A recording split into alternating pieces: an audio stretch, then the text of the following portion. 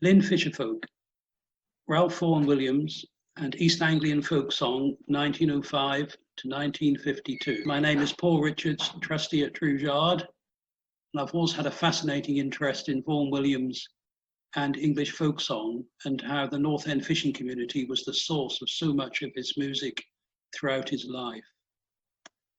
The arrival of King Corona in February changed the world as we knew it, and all England's summer festivals of music and the arts have been cancelled. This July would have been the 70th anniversary of the King's Lynn Festival. My scheduled festival walk had St Nicholas Chapel amongst the destinations to highlight how the town's glorious historic buildings have enriched our annual feast of music and the arts, the settings for artists of international standing. One such who appeared in the early festivals was Ralph Vaughan Williams, 1872-1958, who collected folk song in the North End in 1905. Lynn's Fisherfolk and the composer Vaughan Williams became interwoven in a relationship of some importance in 20th century English music and social history. On the 6th of January 1905, he travelled by rail from London to Norfolk, hoping to find traditional songs still being sung by local people. England was sometimes declared by natives and foreigners alike to be a land without music, but a group of London-based folk song collectors were determined to prove otherwise and began to journey into the English countryside. Vaughan Williams was a contemporary of Edward Elgar, 1857-1934, and both men are credited with reviving the fortunes of English music. The former remains one of England's greatest and most respected classical composers, being a master of all forms of composition, from songs to chamber music, choral works, and symphonies. He found folk music as an undergraduate at Cambridge through the anthology English Country Songs, 1893. The simple and timeless beauty of the melodies enthralled him, and in 1904, he joined the English Folk Song Society, set up in 1998 by Cecil Sharp. Its members invited friends and supporters in the provinces to alert them if they knew of people still singing ballads and folk songs. It seems Vaughan Williams was invited by a local clergyman to visit villages in marshland, just across the River of Great Ouse at Lynn.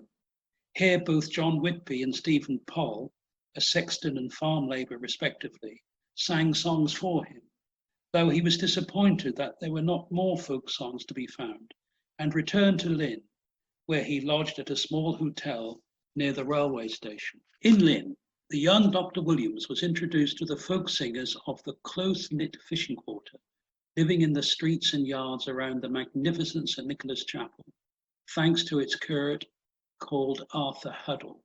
This bustling and compact ancient community coexisted with the new docks and factories built within living memory in 1905. Its Fisherfleet had been lost in the construction of the Alexandra dock in 1869, and another harbour for their smacks had been excavated. In 1914, at least 180 fishing boats dependent on sail were registered at Lynn, employing 379 men and boys. They earned a living in the wash, catching shrimps, prawns, cockles, mussels, winkles, crabs, lobsters, sprats, and, a little beyond the wash, whelks. Pilot Street was the high street of the North End until unfortunately truncated by the new John Kennedy Road in 1963. In 1891, it was home to 58 fishermen and their families. There were also bakers, grocers, butchers, tailors, and 6 taverns in the street. The North End was a self-sufficient and almost isolated part of the town and had its own football team. The enclosed yards of Pilot Street and North Street housed the majority of families. In 1901, North Place in North Street accommodated 104 people, including 17 fishermen. Across the street was Trugeon, with 6 cottages occupied by 20 people in 1901, 6 fishermen, 1 whelk boiler, 1 net maker, and 1 brush maker. Over just 1 week in the town, Vaughan Williams collected at least 61 folk songs in January 1905, the majority in the North End. He wrote down the tunes in his notebook and sketched in the words. Though his principal interest was listening to the singers, his principal interest when listening to the singers was the melody. He carefully recorded the exact words to reveal a musical legacy which he described as beautiful and vital now as it ever was. The young composer was greatly impressed with the songs performed by James Duggie Carter, aged 61, particularly The Captain's Apprentice. Its haunting tune was used by Vaughan Williams for the opening theme of his first Norfolk Rhapsody, whose beauty and vitality span the 115 years since 1905. It tells the horrific story of a young boy on a sailing vessel, so maltreated by the captain that he died. It may have local origins. St James's Workhouse, rebuilt on Exton's Road in 1856, is mentioned in the Folksong, but it is uncertain whether it refers to Lynn. Of the folk songs Vaughan Williams heard in the town in 1905, its maritime heritage is unsurprisingly evident. On board a 98, which was a warship, a bold young sailor, homeward bound, heave away, and just as the tide was flowing are all good examples. The history of Lynn's fisherfolk and sailors was largely transmitted through this rich oral tradition, which was in danger of being lost in the early 20th century. The public houses were the community hubs of the North End and the setting for music making and the singing of traditional songs, which expressed a sometimes harsh shared social experience. It seems certain that the Tilden Smith in Pilot Street was where Vaughan Williams heard the folk songs which so amazed him. It was a favourite first destination hostelry for thirsty fishermen coming ashore at the Fisherfleet after spending days working in the wash. The young composer sat quietly in the corner with his writing materials and, of course, a pint of bitter. The contrast between the conservatively dressed and clean-shaven Cambridge academic and the bearded fisherman in thick woolen Ganseys smoking clay pipes could hardly have been starker. Some public houses had music rooms with a piano. Sundays was a day of rest, so on Saturday nights, licensees hosted lively sessions of music making and drinking. Vaughan Williams also visited families in their cottages to listen to both men and women sing folk songs, but there are no details about these fascinating encounters. William Harper, 1824 to 1906, lived in Trugeard and sang 8 songs to the composer, but probably in St James's Workhouse on Exton's Road, having died there in 1906. He made 3 or 4 trips to this large Victorian building in 1905 to listen to the singing of several former elderly fishermen and sailors. One was Joe Anderson, who had lived in North Street and sang a dozen songs for him. He had been a friend of Duggie Carter, who had so impressed Vaughan Williams before. Vaughan Williams returned to Lynn in 1906 to revisit a few of the singers in the North End and St James's Workhouse. He was already working on the 3 Norfolk Rhapsodies. Rhapsody number 1 premiered in 1906 and number 2 and number 3 in 1907, which all had their origins in North End folk song. The young composer was a perfectionist and revised Rhapsody number 1 before revising numbers 2 and 3, with the consequence that the latter is now lost and Rhapsody number 2 had to be recomposed after his death to be performed. His Symphony number 1, a sea symphony, was also shaped by his music experience in Lynn in 1905, which continued to influence his work over the decades. His often played symphonic impression in the Fen country also sprang from his visit to Norfolk. Vaughan Williams became one of England's most admired and famous composers of beautiful music, which is melodic, melancholic, and timeless. In other words, essentially English.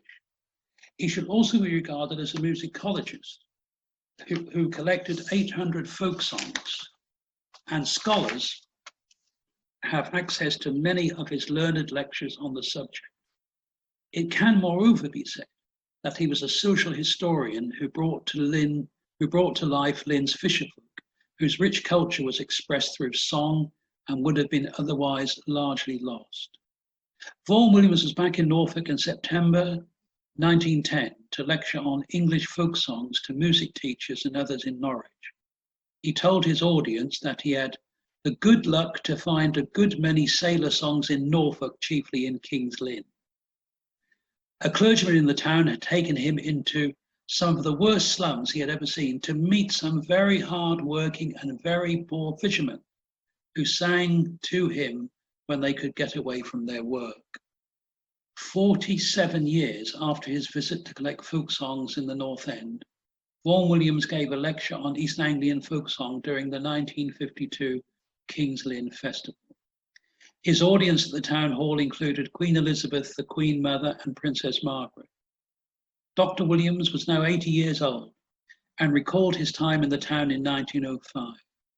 Here he found a clergyman who was intimate with the fishermen. This clergyman introduced him to them. This was the Reverend Arthur Huddle, the curate at St. Nicholas Chapel. And together they went into the North End to meet the fisherfolk. Dr. Williams told his audience in 1952, "I reaped a rich reward there." During his 1952 lecture at the town hall, a man's voice off stage interrupted Dr. Williams, who paused to listen, then asked his audience if a song so exotic could be English. This was The Captain's Apprentice, which he had first heard sung nearly 50 years before by a Lynn fisherman. Such beautiful songs and ballads, he continued, had been performed by English people for centuries and belonged to us all as part of our national heritage. A 15-year-old Lynn high school girl called Gillian Martin also sang Ward the Pirate for the audience, as well as the Cambridge undergraduate John Flower, as above, who sang the other song. Dr. Williams emphasized that such songs would stand the supreme test of time and their eternal beauty will not fade. Vaughan Williams referred in his lecture to the reasons why he and his fellow folk song collectors in the early years of the 20th century had started their campaign. At that time, traditional English folk song was disappearing as rapid industrialization continued to break up historic communities and literacy was spreading. As a result, a flood of, as Vaughan Williams said, a flood of cheap and nasty verse allied to cheaper and nastier music was displacing traditional folk song. 2 days after the town hall event, his lecture, in July 1952, Sir John Barbarolli conducted the London Symphony Orchestra in a festival orchestral concert at St. Nicholas Chapel. It included Vaughan Williams's Symphony in D major. In the programme notes, John Warwick wrote, "The dominant influence in Vaughan Williams's own art has been that of English folk song. As early as 1905, he was collecting songs at King's Lynn, and this, with a love of English life and literature, has given birth to his finest music." At the 1955 festival in St. Nicholas, Sir John Barbarolli conducted the Halley Orchestra in another orchestral concert, whose programme included 5 variants on Dives and Lazarus by Vaughan Williams, likewise influenced by the folk songs he had collected in Norfolk. The work of Vaughan Williams and his colleagues in the early 20th century in saving so many English folk songs has enriched national culture and social history, and Lynn has a prominent place in the story to be told. The visit of Vaughan Williams to the town in 1905 has also been an inspiration to local musicians and historians. Robert Galliard was head of music at Springwood High School and leader of his successful concert band. To celebrate its 20th in the year 2000 and 25th anniversary in 2005, Robert worked with the composers Malcolm Binney and Philip Spark, respectively, using the folk songs collected in the North End in 1905 and 1906 to produce 2 suites for the band, called Truejard in 2000 and Songs of the East Coast Fishermen in 2005. As part of Lynn's 800th charter celebrations in 2005, a group of musicians and a historian came together to mark the centenary of the visit by Vaughan Williams to Lynn.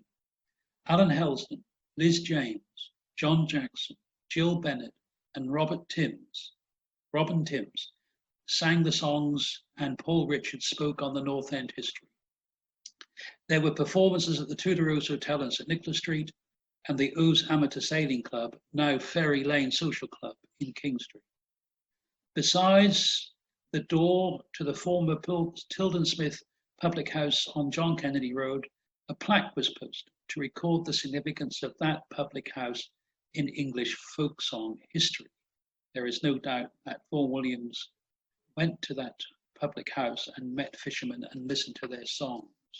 Ralph Vaughan Williams died in 1958 when a North End Society was formed to oppose the plans of the Borough Council for a new road which would cut through the historic Fisherfolk quarter.